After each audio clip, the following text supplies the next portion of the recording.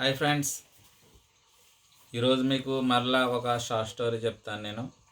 అదేంటంటే, ఒక 12 ఏళ్ల కుర్రాడు వేగంగా సైకిల్ తొక్కుతున్నాడు. వెనకాల ఒక 50 కేజీల బియ్యం బస్తా ఉంది, చాలా బరువుగా ఉంది. అయినా సరే కుర్రాడు కష్టపడి తొక్కుతూ ఉన్నాడు.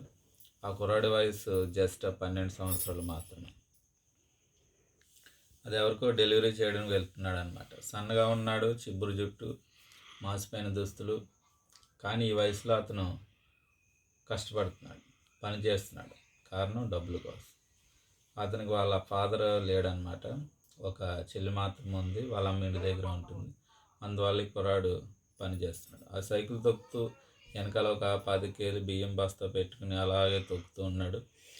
ఇంతలో ఒక రోడ్డు పక్కన ఒక బోరింగ్ పైప్ ఉంటే ఆ సైకిల్ ఆపి బోరింగ్ పైప్ దగ్గర కొన్ని నీళ్ళు కొట్టుకుని తాగాడు. కారణం అది దాహం కాదు, ఆకలి.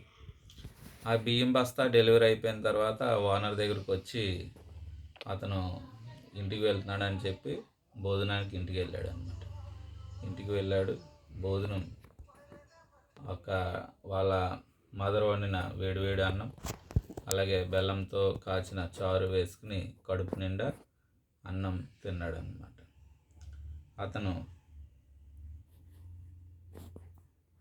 కడుపు నిండా అన్నం తిన్నాడు. కారణం రుచి అడగని ఆకలి, ఎక్కువగా ఆలోచించని వయస్సు, మనసు. తర్వాత మరలా తన పని కోసం షాప్ దగ్గరికి వెళ్ళాడు. Thank you.